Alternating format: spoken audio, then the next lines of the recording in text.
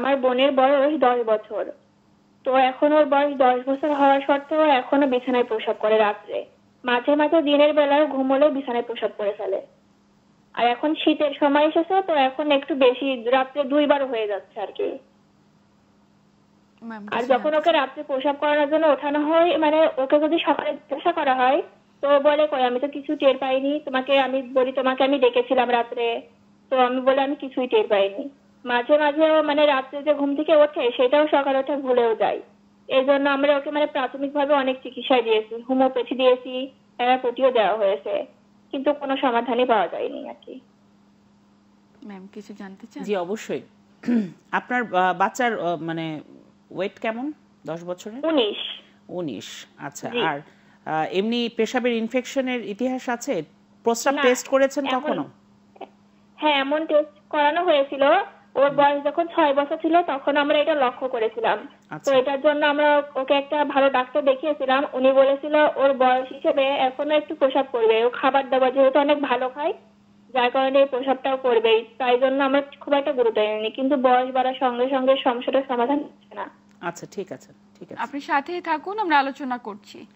আচ্ছা প্রথমত হচ্ছে 19 কেজি বলছে 10 বছর, সেই হিসেবে ওয়েটটা কম। এক।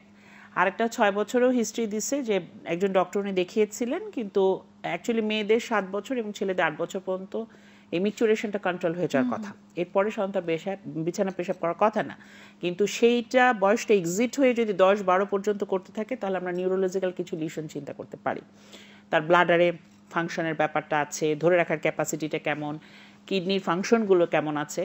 তা আমি আপনাকে প্রথমত পরামর্শ দেব, উনি বলছিল ওনার বোন সম্ভবত, হ্যাঁ মা না বোন আর কি। তা আপনাকে বলবো প্রথমত হচ্ছে শুধু ইউরিন টেস্ট করালেই তো হবে না, এর সাথে আমরা আলট্রাসাউন্ড করাই তলপেটে, ব্লাডার ফাংশনটা ঠিক আছে কিনা, সেরাম ক্রিয়েটিনিন করব, তার ক্রিয়েটিনিন ফাংশনটা ঠিক আছে কিনা, নর্মাল একটা সিবিসি করব। সব কিছু এই স্পেশাল টেস্টগুলো করে দেখতে হবে তার সব কিছু ঠিক আছে কিনা। আচ্ছা ঠিক আছে। এক। তারপরে আমরা কিছু হ্যাবিচুয়াল চেঞ্জ দেই, সব কিছু এক্সিট হয়ে গেলে আমরা তখন নিউরো মেডিসিনকে ট্রান্সফার করি যে তার নিউরোলজিক্যাল কোনো ডেফিসিট আছে। কারণ উনি একটা হিস্ট্রিতে দিয়েছে যে রাতে প্রসব করলে সকালে সে বুঝতে পারে না এবং বলে আমি তো করিনি, ওই আমাকে ডাকছে আমি তো বুঝি নাই। সো এই জিনিসগুলো তার নিউরোলজিক্যাল কিছুটা ডেফিসিট থাকতে পারে। এবার আসি অভ্যাসের ব্যাপার। উনি বলছে যে রাতে উঠায় প্রস্রাব করে, নিয়ম হচ্ছে রাতে শোবার আগে প্রস্রাব করাতে হবে এবং তারপরে আর সে পানি খাবে না। আমরা কি করি, রাতে প্রস্রাব করানোর পরেও কিন্তু আমরা আবার কয়েক গ্লাস পানি খেয়ে শুতে যাই, তাতে হয় ভোরবেলা বা শেষের দিকে উঠে আমরা আরেকবার মিকচুরেশনের জন্য ওয়াশরুমে যাই। তো ওর ক্ষেত্রে যেটা করতে হবে আপনাকে বলছি, প্রথমত হচ্ছে রাতে শোবার আগে তার ব্লাডারটা ইভাকুয়েট করতে হবে, অর্থাৎ তার প্রস্রাবটাকে ক্লিয়ার করে নিতে হবে, একটুও যেন না থাকে, আর পরে সে ঘুমাতে যাবে। কিছু কিছু বাচ্চা আছে প্রস্রাবটা পুরোপুরি ক্লিয়ার করে না, কিছু করে কিছুটা রিজার্ভ করে রাখে, সেইটা রাতে বিছানাতে সে করতে পারে।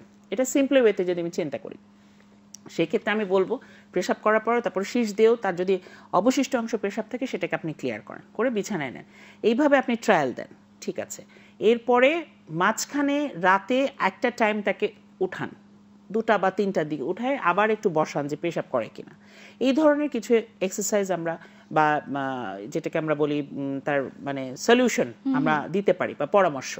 এগুলোতে কারেকশন যদি না হয় আমি যে টেস্টগুলো বললাম সেগুলো পাশাপাশি করাতে হবে, তারপর নিউরোলজিক্যাল কোনো প্রবলেম আছে কিনা সেটা দেখা। আর কিছু কিছু আমরা ব্লাডার কন্ট্রোলের জন্য আমরা কিছু ওষুধ দিই, মেডিকেশন, সেগুলো আমরা বাচ্চাদের দিয়ে থাকি। সেই ধরনের মেডিকেশনগুলো আমরা থার্ড অপশনে রেখে আমরা ট্রাই করতে পারি।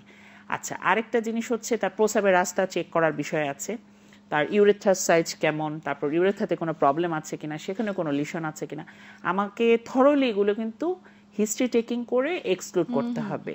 এই ধরনের জটিল প্রবলেমগুলো সাধারণত টেলিমেডিসিন বা লাইভ কোনো প্রোগ্রামে পুরো সমাধান দেওয়া সম্ভব না। একদমই তাই।